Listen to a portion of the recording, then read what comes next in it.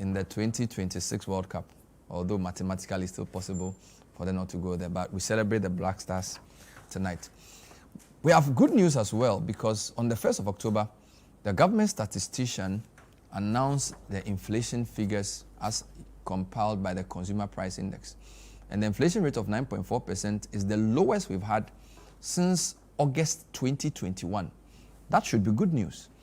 But it's not very clear in the market, because it appears some food prices are still notoriously high. Tonight we'll delve into that issue with two very important personalities. Stay with us.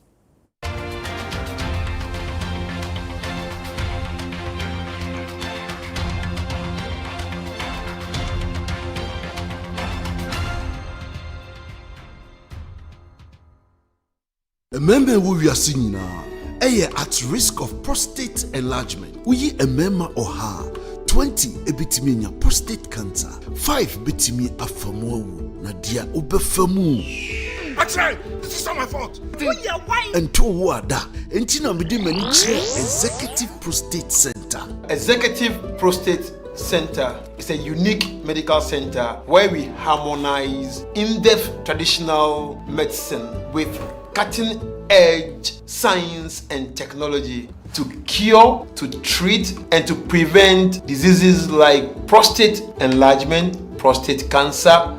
Executive Prostate Center. Madame home. Facilities no any professional medical care. Sisi a bibia clear our system no. Ye nro ne so de natural. Into we koso afama ye. Executive Prostate Center. My cured.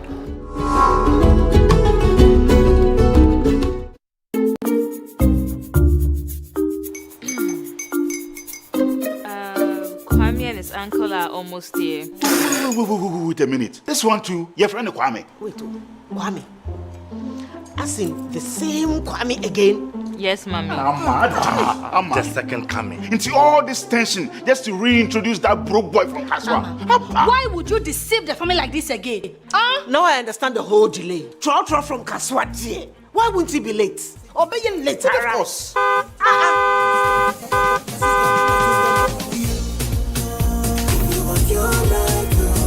Star 712 hash, star 712 hash. You go be the luckiest. Go be from Georgia, be luckiest. From not the cause she be luckiest. Yeah, you go be lucky, luckiest. No matter why you're lucky. Everybody go be the luckiest. That's Kwame! Send your God the apple boom. If you're poor, what's that? So would the coming of the Son of Man be. Is that his car? Dial star 712 hash. Choose your ticket. Enter your lucky number. Follow the prompts and let destiny handle the rest. This promotion is regulated by the NLA on the Caritas platform.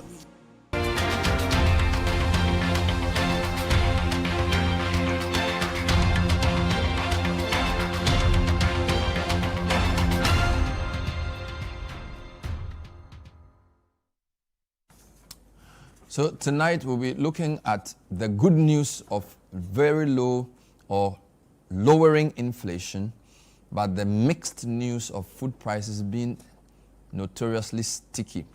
So the government statistician, Dr. Alhassan Idrisu, addressed the press on the 1st of October, and he had good news for Ghanaians. He says the price of goods and services increased by 9.4% when you compare September this year to September last year. It's called year-on-year inflation. That's the 9th consecutive drop in inflation, the lowest inflation rate since August 2021, and a 2.21% drop from August 2025 to September. So it's great news. But there appears to be trouble, because many journalists and many analysts are still saying when you go to the market, you can't really feel it. I'm going to bring you two stories that confirms this. The first one is taken from the High Street Journal, and the journalist there essentially asked the same question we're asking on the show tonight. If inflation is falling so well, how come food prices are not reacting the way they ought? So on the 3rd of October, a story was written capturing this very troubling fact. I'm going to read some highlights of the story to you, before I bring you my first interview. Now, the story is written by Frederick Adai-Kwarteng, and it's titled, Despite the Glut, Onions, Yams, and Others Make List of Top 20 Inflation Drivers Signaling Supply Chain Issues. Now, basically, Ghana has two good things going for it. We had a bumper harvest. In fact, if you listen to the City Breakfast Show last week, we discussed gluts of many things. The government had to order the buffer stock company to essentially buy tons of maize that farmers produced but could not sell. We also had a bumper harvest of tomatoes in the Volta region. We've had bumper harvests of other products signaling that production has gone up. You typically expect prices of food to come down. But this story says, although it's harvest season and many food items are in high production, there are some few products that are still notoriously expensive. Latest data from the Statistical Service shows that some items like onions, for example, recorded a 13.8% increase month to month, while yams saw an increase on a year-on-year basis, but recorded a decline on a month-on-month basis. Even derivatives such as cooked rice went up by 14.6%. Popular dishes like kinke with fried fish went up by 18.2%. And according to the report, this paints a truly troubling picture. Of course, maize and rice are in season, so you'd expect that derivatives like kinke and cooked rice should be cheaper. But there's an irony there, according to this article. It goes on to trace the possible reasons why this is so. So that's the first story that I want us to think about. So that story was written on the 3rd of October, just 2 days after the inflation figures for September were released. Then the Ghanaian Times yesterday also published an equally troubling story, which suggests a mixed situation. So it says, food prices swing in Accra markets. Survey shows complex picture of scarcity, abundance, shifting consumer preference. That story is on October 7. So that's just yesterday. Food prices across major markets in Accra continue to fluctuate, with some staples recording steep price hikes, while others are experiencing sharp declines. The situation has left both traders and consumers struggling to adapt and plan their daily, weekly, and monthly groceries. A market survey by the Ghanaian Times at Abubuloshi, Kaneshie, and Anya markets between September 25 and 30 revealed a complex picture of scarcity, abundance, and shifting consumer preferences. At Abubuloshi, one of the capital's busiest food hubs, prices of essentials such as tomatoes, onions, yam, and imported rice have seen steep rises in recent weeks. Now that's troubling, right? Prices of essentials such as tomatoes, onions, yam, and imported rice have seen steep rises in recent weeks. It goes on to say, for example, a box of tomatoes, which sold for 800 cedis in early August, now goes for between 1,200 and 1,500 cedis, while a bag of onions imported from Niger has jumped from 900 cedis to over 1,300 cedis. According to Ms. Abigail Frimpong, a tomato seller of 10 years, they were struggling due to the lack of consistency in the price of tomatoes.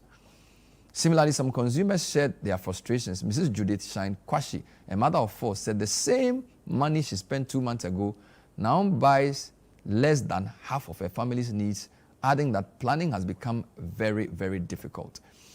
But that's not the full story. The story says at the Anya market, where seasonal crops are in abundance, tomatoes, which now are in season, are being sold at 350 cedis per basket, down from the previous 600, while a bag of onions, which peaked at 3,000 earlier this year, now costs between 1,000 and 1,500. It then talks about the Kaneshie market as well, and paints a mixed picture of prices. Gari and rice are falling marginally, offering some relief. For example, a local of Gari, which used to sell at 35 cedis same period last year, now goes for 30 cedis, while a 5-kilogram bag of maize has dropped from 110 cedis to 90 cedis. All right. It then goes on to say that beyond prices, consumer behavior is also shifting. Traders in Kaneshie report that shoppers are increasingly favoring imported rice over local varieties, despite improvements in quality. We'll deal with this when we talk to the Agriculture Minister. Indeed, we spoke to him a few days ago on this matter, and we're going to bring you that interview shortly. Madam Bridget, a rice seller, explained that many buyers prefer foreign rice because it looks cleaner and cooks better. Even when local rice is cheaper, some customers won't buy it, she said. The traders have therefore called on government to step up interventions, including subsidizing fertilizer, supporting mechanization, etc., etc., etc. The last story is about the glut that we've seen in various products. So that if you read, for example, citynewsroom.com and a few other websites, it was reported that there was a massive maize glut in parts of the country where you have almost an overproduction and yet nobody's buying. Same was said for tomatoes in some markets, and same was said for even some poultry products. So tonight I'm going to do two things. I'm going to speak to the government statistician to explain how he calculates inflation and what possibly could be going on, because all the major indicators show that inflation is coming down, and we agree with that. But how come when it comes to food, we are not seeing a commensurate reduction in some food prices? Before that, a few days ago, I spoke to the Minister for Food and Agriculture, who is also MP for Esunafo South. He's an Eric Opoku. And I asked him, how come you have gluts of many products, yet prices were not coming down? In fact, it was an interview which covered a lot of things. But the first question I asked him had to do with the seeming glut and the price stickiness upwards. So I'm bringing you some highlights of that before we speak to the government statistician as well. So here's Eric Opoku talking to me about food prices. In the past 3 weeks, we've read 4 stories about supposed gluts. Yes. Tomato in Asante Akim Central, maize in a couple of places, rice in Odankwanta in Eastern, and in August, eggs in some parts of the country. And several other places. Very good. Now, what is concerning for us is twofold.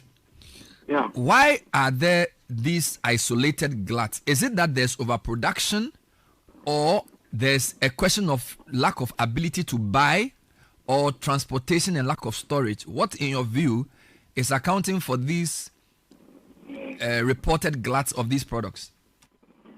Thank you very much, Bernard, and let me greet your cherished viewers. In fact, it is not isolated. It is nationwide. In all the production centers, that is what we are experiencing. As I speak with you, I'm returning from Bebiani to Kumasi, and it's the same situation. The rice farmers are complaining. They are produced in quantities beyond the market there, and they are not getting buying. In Esunafo South, in my own constituency, the youth that participated in the Feed Ghana program came to me that they are harvesting the rice in quantities, and they are looking for market. So it is not the case that we are recording isolated, situations or incidents. But what is happening now, it is a nationwide bumper harvest that Ghana is experiencing. Now, what has accounted for that? Simple. We launched what we call the Feed Ghana program.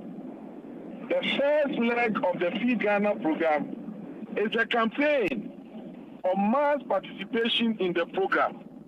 We campaign that individual households must have backyard gardens. We campaign that secondary schools must have school farms. And then from the beginning of the campaign up to today, we have on record 129 secondary schools participating. We also campaign for churches and faith-based organizations to also participate in the program. We have records of churches participating, some issuing instructions to their branches to take advantage of the fertile soil of our land to also produce something. We have also advocated that state agencies must also engage in the program. They are all participating. And you must understand that the agricultural space is dominated, it's entirely private sector led. Also, when government creates that congenial atmosphere for the private sector to take advantage of, certainly we are likely to see some of these things. And let me agree that this year, the weather has also been very, very favorable. And so the result of all these things should be bumper harvest, which we anticipated at the beginning of the program. And that was why we made allocations to the National Buffer Stock to get themselves ready to procure the excess, mop up the excess produce from the market, store them, and release against emergencies. Now, your question relates to the price, eh? I think you asked about the price. I'm not even gotten to the price yet. First, I wanted for you to establish that there was actually a nationwide glut, because I have just read 4 stories. Now, you are saying... That one is not contestable. It is something that nobody can contest. No. Because, Bernard, you know we have 2 farming seasons. In the southern sector, they start their farming season from March, and then they harvest around this period. The northern sector, they start their season from May, June, and then harvest November, December. What we are seeing now is just the harvest from the southern sector. Very soon, the northern sector harvest will kick in, and then it is going to be serious. Well, the figures we have indicate that the number of people participating in agriculture in this country has increased significantly. We have a lot of our youth participating, and even journalists participating, footballers, everybody.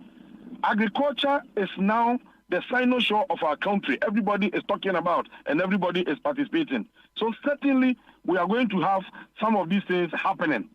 That one nobody can dispute. Of course, I'm sure later on you will give us the figures so we will see how big the glut is. The second question, though, is if there's such a glut, why are food prices still so expensive? I think today we saw a story in the High Street Journal which says the basic cost of these food items is not coming down. So if there's so much overproduction, why are the prices still so high? Now, let me explain this. The Ghana Statistical Service, in January 2023, indicated that food inflation, that's the rate at which food prices were going up at that time, was 61%. In September 2024, it dropped to 22.1%. In January 2025, it rose to 23.8%. In September 2025, it has dropped to 14.8%. Bernard, what other things are you looking at to agree to the fact that, yes, food prices are coming down? But let me take this out so that people will understand me better. Now, when you go to the production point, the farmers are complaining that they were selling a truck of yam at 7,000 Ghana cedis. Now, when they started harvest, it reduced to 4,000 and it's now hovering around 2,000, 3,000 at the production point, the farm gate. Now, when it comes to the centers, the urban areas, where people don't produce, they only consume, the figures we are receiving is that the prices are coming down significantly. But there is one problem. Some of our people in the cities don't go to the Ghanaian market like Abobroshi and others. They shop from the malls. When you go to the mall, some of the food items you see there are imported. And the prices cannot be compared to the local food now because local sources are now cheaper than the imported sources. Then again, regardless of the fact that we have some middlemen, some people operating as middlemen between the farmers and the urban areas, engaging in profiteering, trying to enjoy abnormal profits, buying cheaply from the farmers, and selling at cutthroat prices to the consumers, the prices are far, far, far better. We are asking Ghanaians that we have decided to produce to feed Ghanaian people. Ghanaian people must also reciprocate our gesture by eating Ghana. Okay, Minister, let's pause on the second point you made. if there's so much food, a lot of my listeners go to market to buy food. Me, as I sit here, I don't buy from mall. We go to Medina Market to buy. We would have seen it. So if you say one of the reasons why the prices may be high is the choice of where to buy, I think most Ghanaians still go to markets to buy food. And if there's a glut, we will actually see it in the market. If you go to the market to buy tomato, you appreciate that the price has come down. Because in terms of quantities, you see it. Some people came to my office and they were testifying to the fact that they went to the market and the quantity of tomato that they bought at that price, they've never seen it before. Even in onion, people were saying it. Plantain everywhere. I mean, I'm getting to Kumasi. What about maize? What about maize and rice? The price of maize has fallen so significantly to the extent that when it was 1,400 last year, now we are selling at 500, 400. In some markets, in Techiman, Ejra area, the market people called. The farmers were saying that they are now selling below 400. And then we said, no, that shouldn't be. Then we should work to bring the price down. I have some colleagues, members of parliament, who are into the maize business. They procured the maize last year. They were keeping them thinking that they were going to get some profit, higher prices. Unfortunately, the price has fallen so low that the MP was in my office asking that we buy a bag of maize at 500. We said no. He said at the time he was purchasing, it was 900 per bag. But now, because he's not getting the market and the price is collapsing, if we can even offer him 500, it will be okay. That is last year's produce. Okay, so how and come we are now harvesting that of this year? So, Minister, correct. Mm-hmm. How come poultry farmers still complain about the cost of feed? Is it that we are producing the maize that we eat and not the ones that the poultry farmers use? Because if maize is in such a glut, it should affect because maize is the bulk component of the poultry feed. You see, we are now harvesting. And then the poultry farmers, what they use to prepare the feed, they use the dried properly, the thoroughly dried one. So they are still using the last year's produce, which they procured at that price. Now looking at what we have now, and the price at which the maize is being sold, certainly when they produce, next year, it will bring the feed down. And we are also coming out with a lot of strategies. We are not looking at maize alone as the only ingredient that can affect the price of, poultry feed. There are other things that we are looking at. And so when we are done with all the strategies we are putting in place, certainly cost of feed will come down. I engaged with one of the poultry feed producers. The company is located here in Kumasi. And the man said, looking at the price at which they are buying the maize and the facilities they have to dry and other things, they are going to reduce the price of the feed significantly. And we have even engaged them to produce for us and then emboss on them and Nkokon Kitinkiti feed so that we can distribute to people who are participating in the Nkokon Kitinkiti project. So Bernard, let us first understand that we have not seen this before. It's a blessing to this nation. Well, sometimes some things emerge. We must sustain it before we can start. This year, Minister, yourself, you participated in the campaign. We look at the agri something that you did. Yeah, the agri fair, not the agri something that you generated, the advocacy that you have done on your stadium. Yes. So this interest must result in higher production. Fair enough, Minister. If there's so much production, how come farmers are not able to store? Why is there a storage problem? Because people are saying nobody's buying.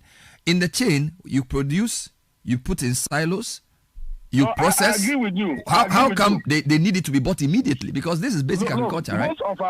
Most of our farmers, they don't have storage facilities. Don't forget that when you look at the farmer population in Ghana, more than 80% is peasant farmers. They produce basically to feed their homes and sell the little excess to enable them buy the few things that they want to buy. Subsistence farming. These people do not have the capacity to provide the kind of silos that will be sufficient to accommodate the production that they are witnessing. But at least in the villages, they have small means of, storing food. What we are saying that we are developing the entire chain. We are developing the entire value chain from production until it gets to the table for consumption. So when they have the excess and people are not buying, buffer stock must step in there to buy that excess and then store them against emergencies. Storage is a problem because individuals do not have, but those who are into commercial farming, they have the storage facilities. Then let me indicate to you, one of the farmers came to my office and said he wants to produce 30,000 tons of yellow maize. And he wanted assurance from me whether government of Ghana can buy that. I told him, yes, we are ready. If the quantity is available today, he should let us know. All right. Yesterday, he called me and said the quantity is available. And I've provided his number and details to the buffer store for them to move in there immediately to procure those quantities. Minister. So these are some of the things that we should anticipate. Fair enough. We haven't developed our agriculture to its fullest. We are still developing, and we have to do this together. But it's an indication that don't look at it as a challenge alone. It is also an opportunity for investment. Very if good. we don't have solid facilities, can Bernard and others advocate for interested business guys, prospective business guys to also participate in that area, put up solid facilities like a colleague of mine is doing in the Bono region? We can do that. All right, Minister, two points, and thank you so much for your time. Last year, we had a dry spell, 2024, which gripped at least 8 of our 16 regions. So it means that our harvested maize for last year was much lower than anticipated. So we need to put this year's production in context compared to last year, because we had a dry spell last year and you had good weather this year and your government programs have increased production. We must look at the bump in production from the context of the dry spell last year, because last year was not a normal year. That's point number one. Number two, because of the dry spell, there was a lot of imports. In fact, one report says Ghana's grain imports are projected to rise to 67% in 2025-2026 to ostensibly make up for the shortage of 2024. That is excellent. Good. Is excellent. So if you are importing much more maize in a time where people are producing more, you know that somehow the imports are able to be cheaper than the local producers for some reason. So maybe one of the reasons why the farmers are struggling is that maybe for rice, for example, the imports are much cheaper, and therefore people cannot patronize the local one, and this could translate to others as well. So the question of the imports should also be seriously looked at. I agree with you that last year, because of the dry spell, there were a lot of import of rice and maize into the country. But don't forget that last year, the exchange rate was higher. So regardless of the fact that they were waiving taxes on those imports to make up for the shortfall, prices of those items are still high. They are higher compared to what we are harvesting now.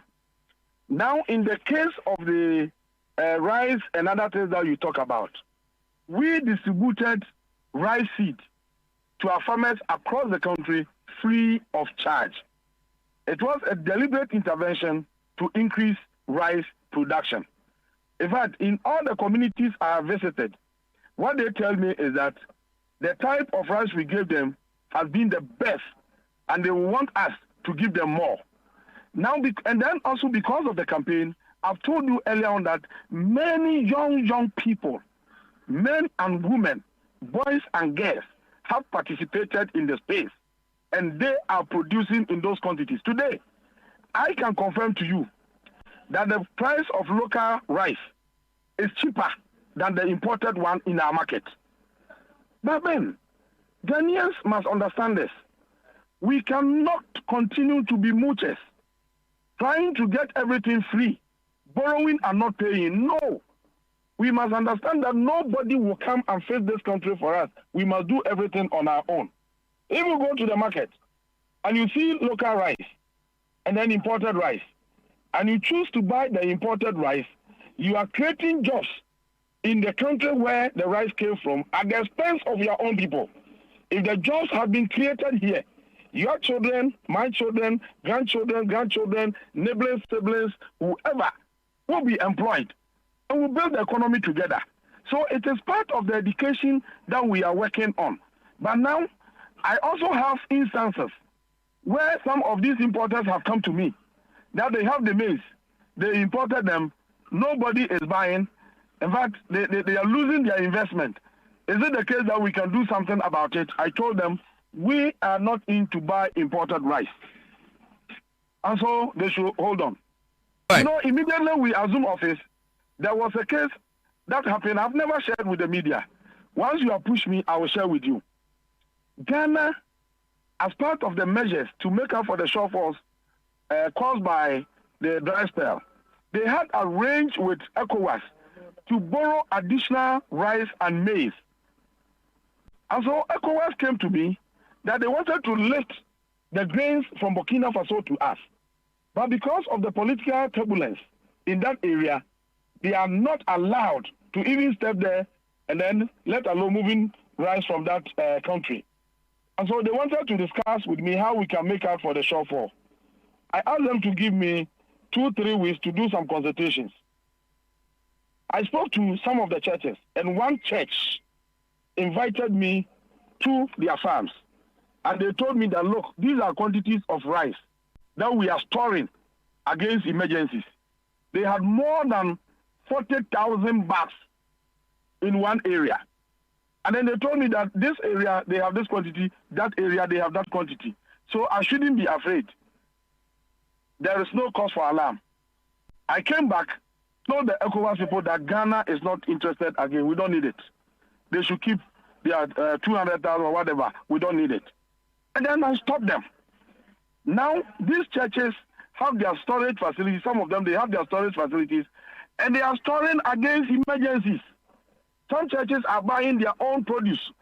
It will shock you to note that one particular church wrote letters to all their branches, directing them as to what they should produce for us to, overcome the challenge that we are having.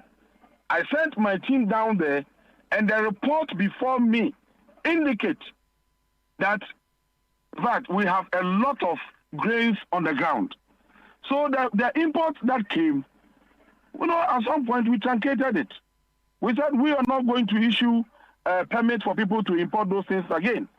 So yes, they came, but they're also struggling to get the market.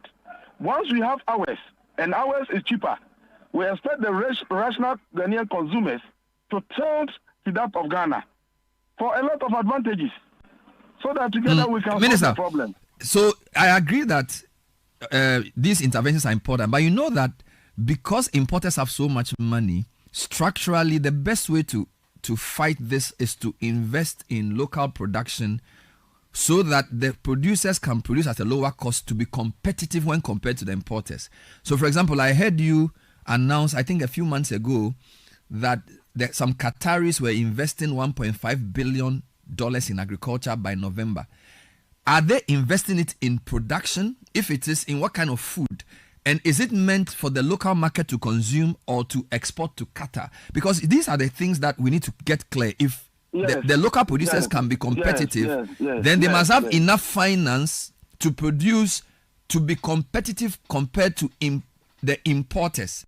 But it looks like a lot of the money coming in, when the money comes in and they are investing because they want us to export these products to their own markets. So food prices in Ghana still remain high. So I just want you to use the Qatar example to convince us that you are attracting the right type of money into agric, and our local producers can be competitive so that no matter who imports, local production will still be more affordable. Yes. I will not use only the Qatar case. I'm going to add another one. We have the Italian company called BF International. They are now in Bato. They are doing 10,000 hectares. They are producing rice. They are producing maize. They are doing tomatoes and soya. When I went to Italy, I mentioned you there. I single you out for the special role you are playing in the agricultural space.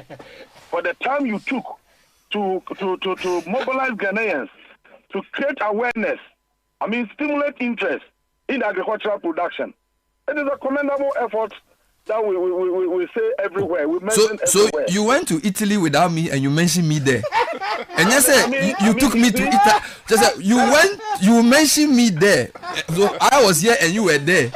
And you were mentioning me there. And you took me there to show my face. Bernard, you know, I didn't take you there, but I mentioned you there. It means that you are working for the people. Because even after you are deaf, your legacy will linger on. Hey, and that is most important. No, you're a big man. So I'll see you in November again to do part 2 of the Agri Fair. We will push Agri by all means.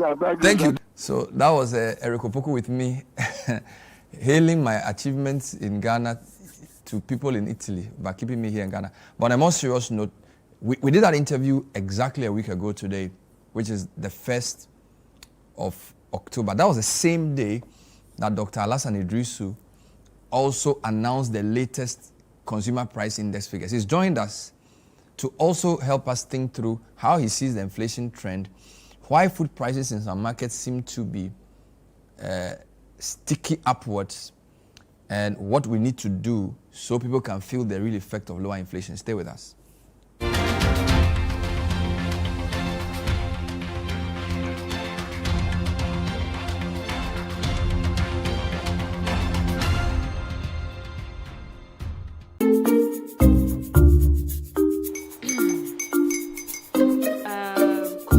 Uncle are almost here. Wait a minute. This one too, your friend Kwame. Wait, Kwame.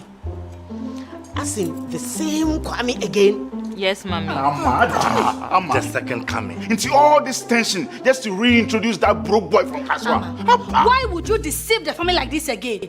Now I understand the whole delay. Trotro from Kaswati. Why wouldn't he be late? Obeying later. Of course.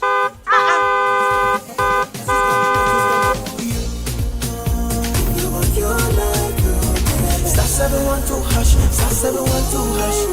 Yeah, you go be the luckiest. Coffee from Georgia be luckiest. From Natepia, cause she be luckiest.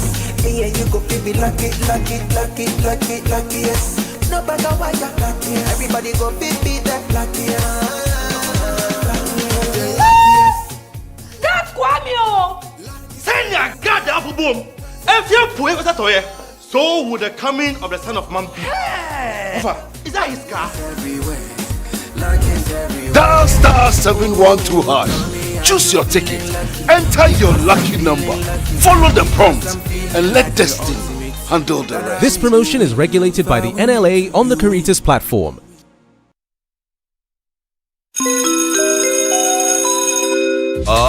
Announcing Ghana's first unlimited photocopier leasing. Yes, from just 983 Ghana cedis, you can lease a multifunctional photocopier and print unlimited. Yes, unlimited and free paper every month. Guess what? That's not all. Toners, repairs, and maintenance all are free. And oh, I'm not kidding at all. And we cover the whole country. Yes, the whole country. What are you waiting for? Just visit us at www.valexlease.com or call 0244-644048.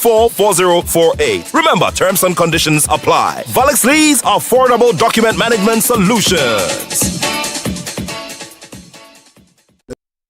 Remember who we are seeing now. At risk of prostate enlargement. We remember oha 20 ebitiminya prostate cancer. 5 bitimi afamu nadia obefamu. Actually, this is not my fault. And to wada, entina midi manichi Executive Prostate Center. Executive Prostate Center is a unique medical center where we harmonize in-depth traditional medicine with cutting-edge science and technology to cure, to treat, and to prevent diseases like prostate enlargement, prostate cancer. Executive Prostate Center. Madame home facilities no any professional medical care. Sisi a bibia clear system ni. Ye nro ne so de natural. Into we koso afa ma ye. Executive Prostate Center. My cured.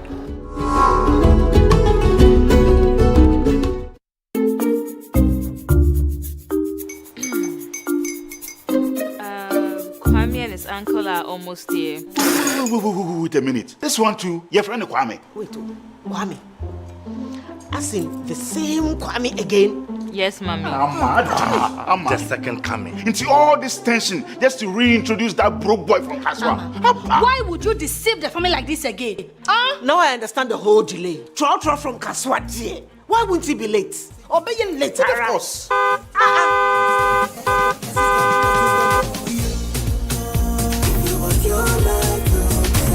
712 hash, star 712 hash. Yeah, you go be the luckiest. Coffee from Georgia be luckiest. From not the cause she be luckiest. Yeah, you go be luckiest. No matter what you're luckiest. Everybody go be the luckiest. God Kwame oh! Send your God the apple boom. If you put it toye, so would the coming of the son of man be. Ufa, is that his car? Dial star 712 hash. Choose your ticket. Enter your lucky number. Follow the prompts and let destiny handle the rest. This promotion is regulated by the NLA on the Caritas platform.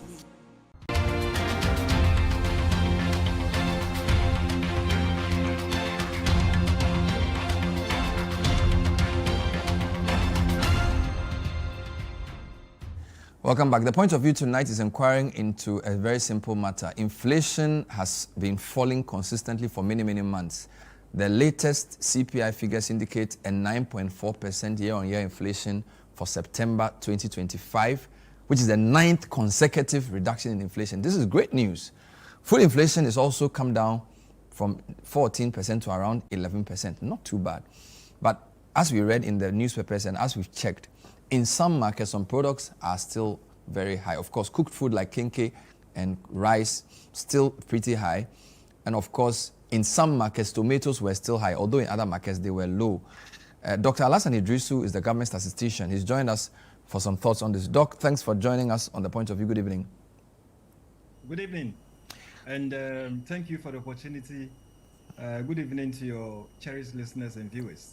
Wonderful. I think we need to congratulate you first because I think this is the first time I'm talking to you since you took over as government statistician. Of course, you've been in the finance ministry for a very long time, and you've been working from across the wall, and now you are in the statistics department. First point, if 9.4% inflation is even lower than what government projected for the year. Government was looking at 11 point something.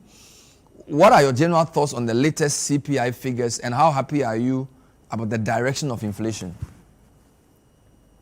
Well, thank you very much for the question, Bernard.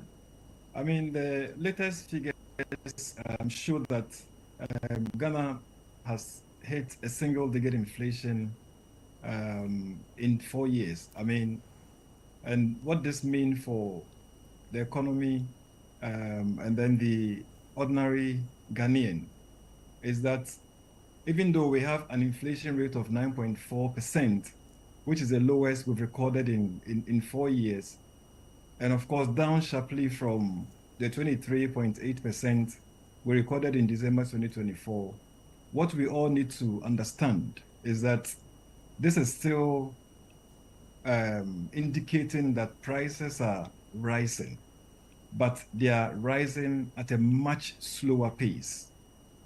Now, if you look at the inflation figures we released, the September inflation figures, you'll realize that, yes, we have recorded this significant achievement in inflation. But if you check the month on month, you will see that inflation was 0.9%.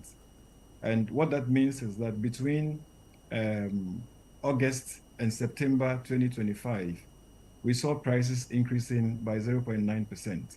So what this means is that, yes, we've made some progress, but prudence still is very, very important. Now, this milestone actually signals that Ghana is gradually gaining control over price growth, and the trend is towards stability. It has a number of implications. For household and for the ordinary Ghanaian, this brings predictability. Families can better plan their school fees payment, they can plan their rent payment, and then the grocery shopping that they do with less fear of a sudden price jump. Also, the average household that faced between 20 to 30% increase in prices last year is now seeing much smaller adjustments. So that's the good news. That's very good news for household.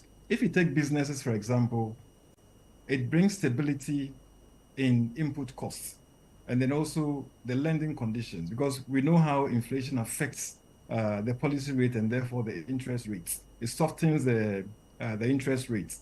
And once it softens the interest rates, and we all know that funds are very important for business growth. So businesses are able to access these funds to improve their businesses and also to make better investment decisions with less risks.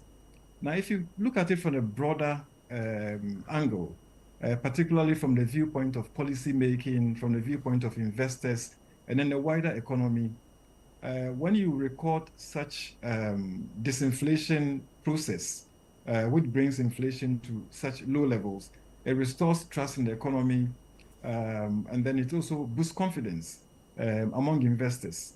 And then we have businesses and consumers also generating confidence in the economy.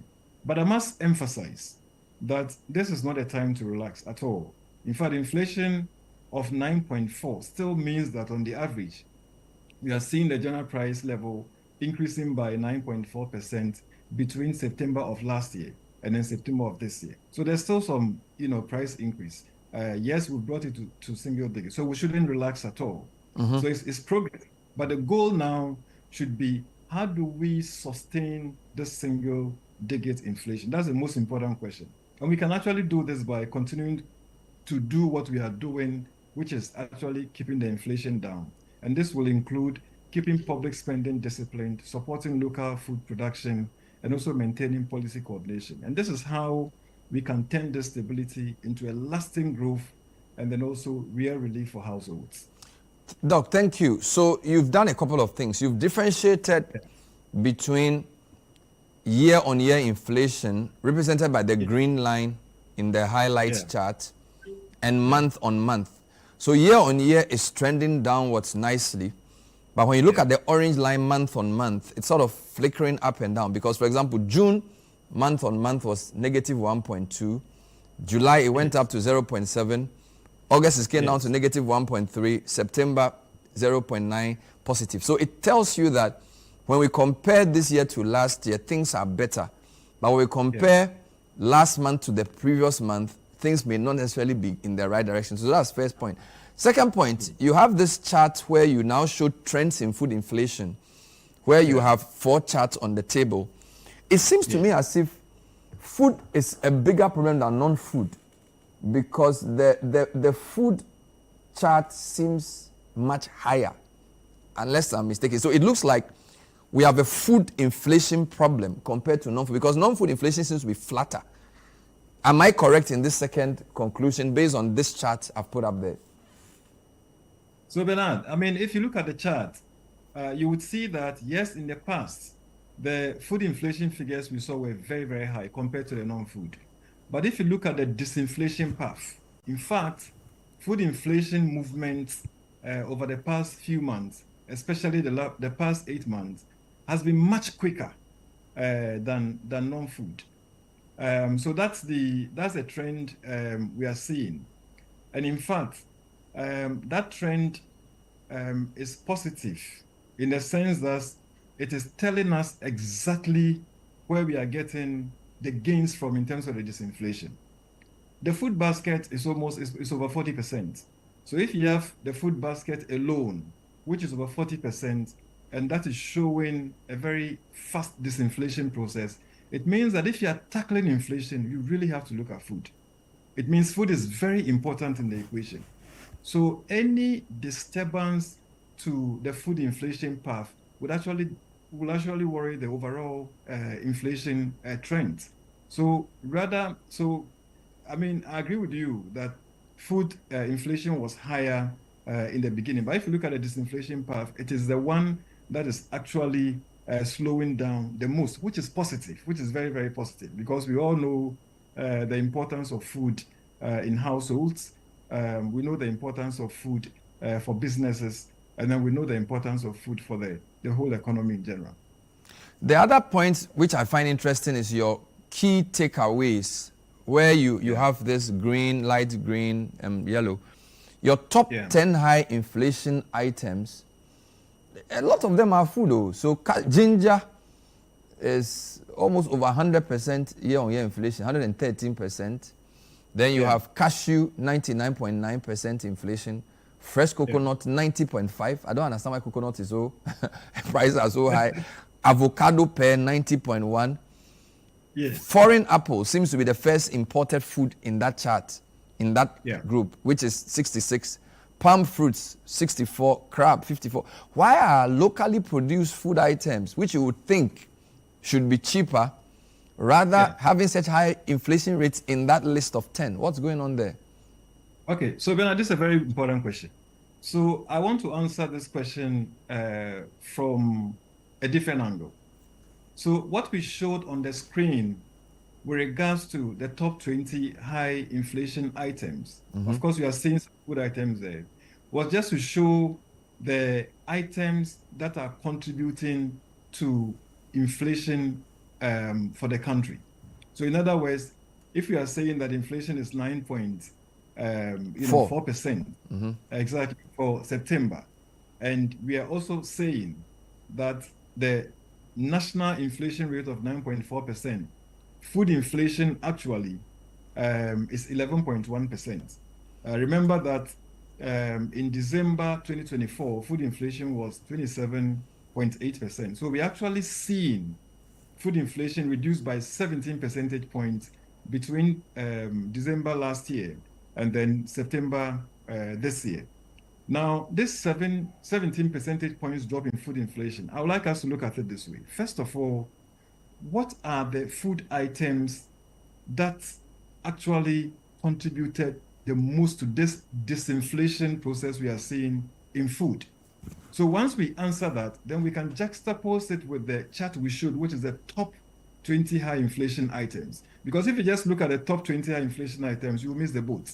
So the point we are making is that, yes, food inflation is coming down very fast. But the question is, what food items are contributing to this fast disinflation? And this is the answer. Now, if you look at the data, if you drill deep down into the data, you realize that fried plantain and beans, which is, of course, a very popular dish in Ghana. That's what some people call a gobe, right? Now, December 2024, inflation for fried plantain and beans was 43.6%. By September 2025, that inflation had reduced to negative 5.3%. What does this mean in plain language? It means that in December 2024, if you took plantain and beans and you looked at the price movement in plantain and beans, as at December 2024, the prices of plantain and beans had actually increased by 43.6% in December 2024 compared to December 2023. That's what it means. Now, fast track this to September 2025. The inflation for fried plantain and beans is negative 5.3%. In fact, this is the deflation. What it means is that between September 2024 and September 2025, the prices of fried plantain and beans reduced by 5.3%. This is a very fast disinflation process. It means that the prices of the inflation for fried plantain and beans actually reduced by 49 percentage points between December 2024 and September 2025. So that's very, very big. Second, let's look at imported rice. If you took imported rice in December 2024, its inflation was 22.2%. By September 2025, its inflation had reduced to 1.3%. And this is a reduction or a drop in inflation in imported rice by 21 percentage points. Again, this is very massive. Let's take yam. You take yam, and then in December 2024, yam's inflation was 46.2%. By September 2025, that inflation for yam had reduced to 11.8%, which is a drop by 34 percentage points. Take fresh tomatoes. In fact, in December 2024, fresh tomatoes recorded a negative inflation of 4.7%. That's a deflation, meaning that if you bought fresh tomatoes in December 2024, their prices were lower than December 2023 by 4.7%. And in September 2025, even the price reduction has even widened, which is better for Ghana.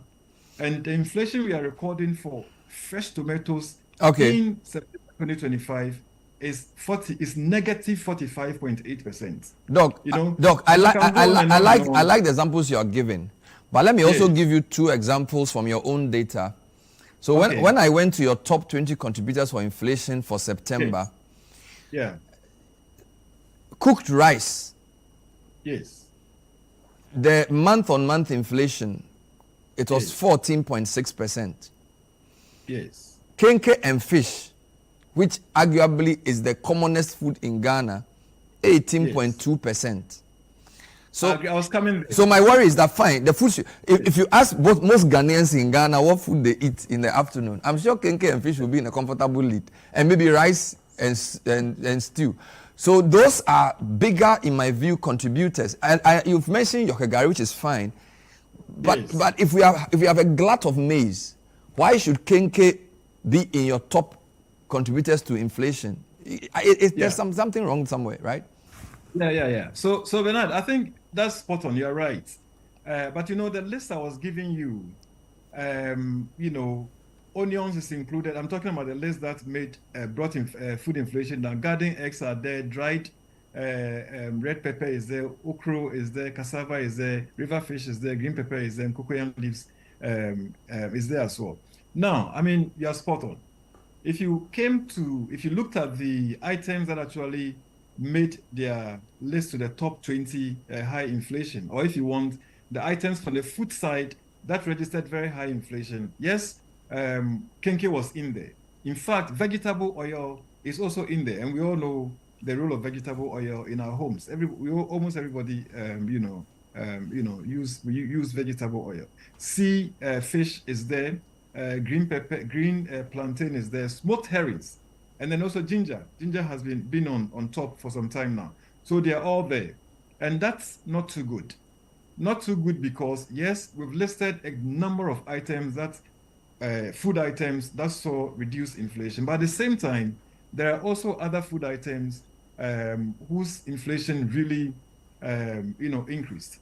So what we should do, in my view, is that to lock in the progress we have seen in terms of the items that registered very low inflation. I'm talking about food items that registered very low inflation. At least a couple of things should happen.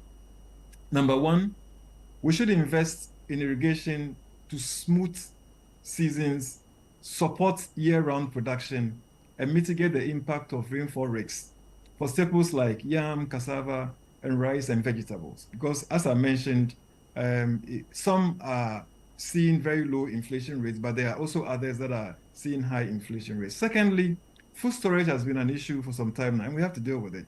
Especially, we have to ensure that we deal with, cold chains and even dry storage. We have to address that.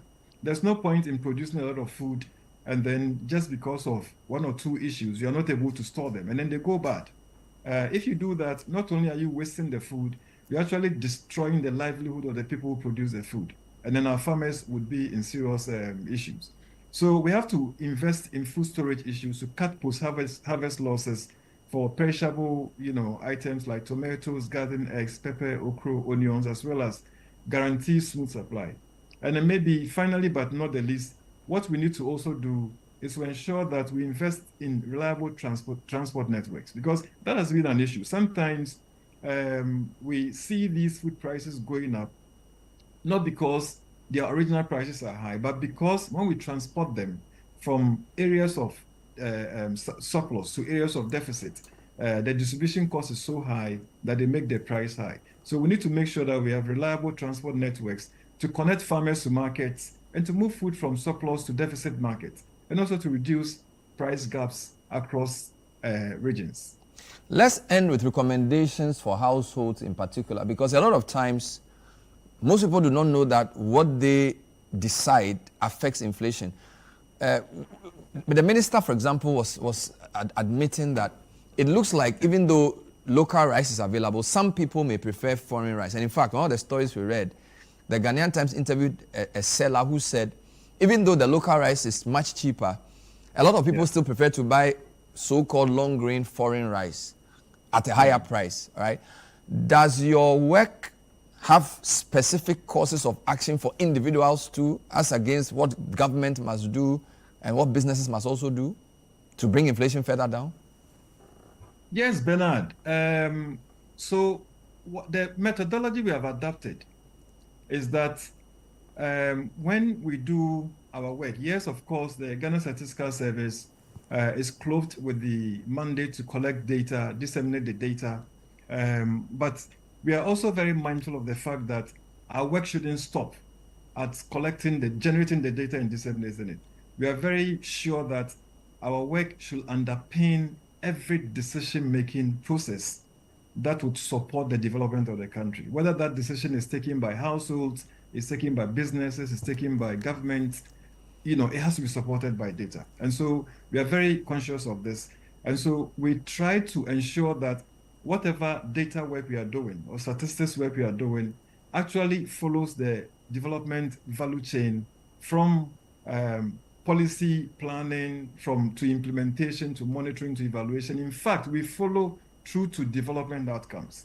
And that's how come, if you check our recent publications, we are ensuring that, yes, we are a statistical service to produce data and disseminate. We try to profile recommendations. Because what's the use in producing the data if we don't work with the policy makers, if we don't work with businesses and we don't work with households to make sure that the insights we are getting from the data, we are giving recommendations which could be implemented to improve the development of the country. So, for example, for the September 2025 CPI work we did, we gave a number of recommendations. So for household, we actually recommended that, yes, inflation is coming down. So they should take advantage of the falling inflation, which is now more predictable, to plan ahead. Household usually would have to plan on their budget. They have to ensure that they avoid unnecessary spending and set aside whatever little they can. Of course, inflation is still positive, meaning that prices are still rising, but at a much slower rate. But that provides some space for households. So we recommended that if they're able to set aside some little that they should do that now, so that they will be able to use those resources in times of turbulence. And then for businesses, we are mindful of the fact that businesses are extremely important in the development equation. Inflation is coming down. So we are saying that they should invest in productivity. They should invest in ensuring that they become more efficient. And then they should also invest in local supply chains as inflation is low. And then they should strengthen sourcing their inputs from local producers, as well as continuing to grow as the economy stabilizes. But we strongly also recommended that they should pass on cost savings, especially where they are getting their inputs from cheaper sources. It's important to pass on the cost savings, because when you do that, you build some trust between the businesses and then the consumers, and then you're able to remain competitive as well. And finally, Bernard, if I may, we also recommended that government should keep maintaining the fiscal discipline. It's very important. We've seen some improved fiscal consolidation efforts by the fiscal authorities. This is very, very important. This should continue. It shouldn't be a 9-day wonder. It should continue. And then also, we should try and focus our resources on keeping the food prices low and strengthening food storage, like I said, irrigation, transport. Yeah, so these are some of the recommendations we gave. Doc, thank you. Thank you, Doc. So I can say you've brought us single-digit inflation. Long may it continue. And number two, may it translate into what people buy in various markets, particularly when it comes to food.